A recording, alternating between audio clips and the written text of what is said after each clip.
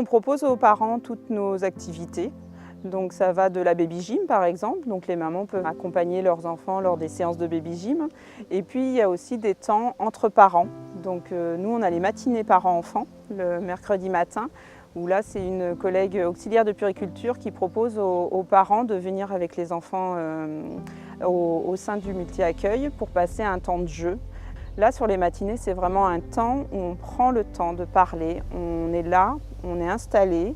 Et puis, il y a souvent des choses à faire avec son enfant. Donc, les activités changent d'une fois à l'autre. Mais ça peut être peinture, ça peut être manipulation. L'autre jour, ils ont joué à l'eau. Du coup, c'est prétexte à rester un temps avec son enfant et puis avec les autres parents. Je m'appelle Sarah, j'ai 28 ans, je viens d'Égypte et j'ai une petite fille à 2 ans. Et à la crèche, on passe 2 fois par mois, en mercredi, et matinée parents-enfants. En fait, par exemple, moi et ma petite Tasnim, autre maman avec ses enfants, on passe de matinée, comme on fait de sable magique avec les enfants, on fait de marionnettes, des choses comme ça, on profite avec nos enfants. En même temps, je fais connaissance avec les autres mamans. On parle dans le sujet, le soumis, le sexe chez les enfants, l'éducation. Donc on échange aussi nos avis. Comment par exemple on fait l'éducation en Égypte avec l'enfant, c'est différent qu'on fait ça en France ou pas. Et on échange tout ça entre nous les mamans. Des choses comme ça, donc c'est utile aussi pour moi. Comment ça se concrétise? Eh bien tout d'abord, les établissements d'accueil du jeune enfant développent des actions de soutien à la parentalité.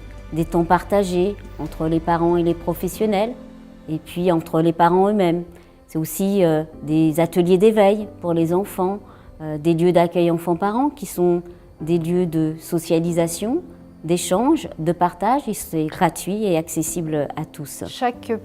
Chaque famille est individuelle pour moi, je ne peux pas les accueillir de la même manière. Donc je suis énormément dans l'écoute pour bien saisir où sont les attentes, où sont les besoins. Alors on propose des activités, mais elles sont prétextes, elles sont support pour les enfants, elles sont support pour les échanges entre parents, mais elles ne sont pas obligatoires. On met à disposition des jeux, parce que le jeu est un support extrêmement important.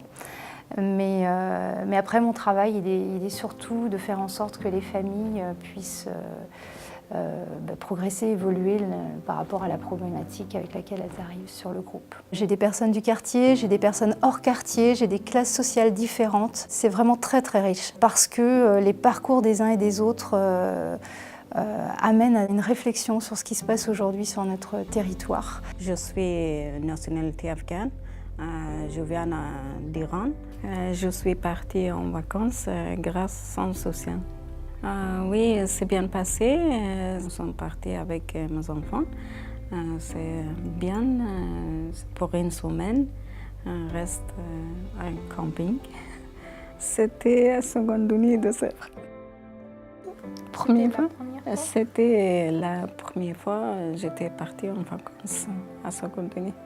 Très bien. Une soirée, c'est la piscine, j'ai les enfants.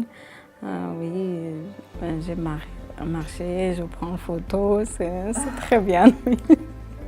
C'est un temps qui s'écoule entre les mois de février et juillet. On accompagne les familles dans la préparation matérielle, logistique de leur projet vacances.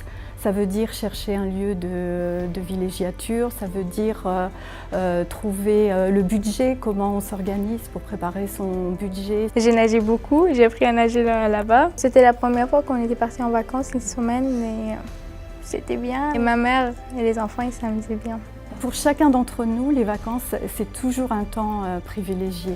Donc c'est un moment où on se pose, où le temps ne s'écoule plus de la même façon et du coup on a des liens différents les uns avec les autres, que ce soit entre adultes, entre les enfants et entre parents et enfants. Ce qui est important aussi de souligner, c'est le nom qui a été choisi en France pour la stratégie nationale de soutien à la parentalité.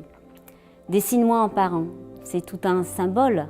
On a tous un imaginaire de parents. Et puis parfois, il y a des dissonances avec notre réalité de parents. Eh bien, il y a un message fort. On n'est pas parents tout seul. Même si on se sent perdu dans le désert, eh bien, il y a des mains qui se tendent.